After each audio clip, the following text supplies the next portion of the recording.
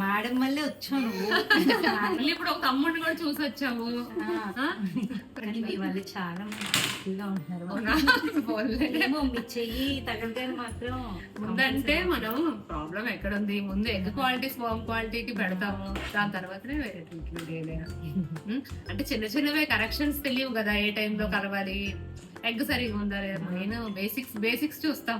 మరి అడ్వాన్స్ ఉన్నా సరే ఫస్ట్ బేసిక్స్. ఎక్కువగా మెడిసిన్ కాకుండా మీరు మంచి టిప్స్ చెప్తారు. Diet, exercise, facility, yoga group అన్ని పెట్టాం. యోగా గ్రూప్ ఉంది. చూడు అక్క, కార్నియర్ ట్యూటర్స్ కదమ్మా, మన దగ్గరికి 1.5 year ముందు వచ్చారు. యూనికార్నియర్ ట్యూటరస్, హాఫ్ యూటరస్. యూనికార్నియర్ అంటే హాఫ్ యూటరస్ ఉంటది, సింగిల్ ట్యూబ్. ఫస్ట్ సైకిల్ ఐయుఐలో కన్సీవ్ అయ్యారు. తర్వాత మీ సిస్టర్ వచ్చారు, వాళ్ళు కూడా కన్సీవ్ అయ్యి పుట్టిసారా? ఈరోజు కంగ్రాచులేషన్స్ అండి. మీకు పాప పుట్టింది, అదే మా ఇంటి దగ్గర అమ్మాయి. అవునవునవును, పాప పుట్టింది. పాప.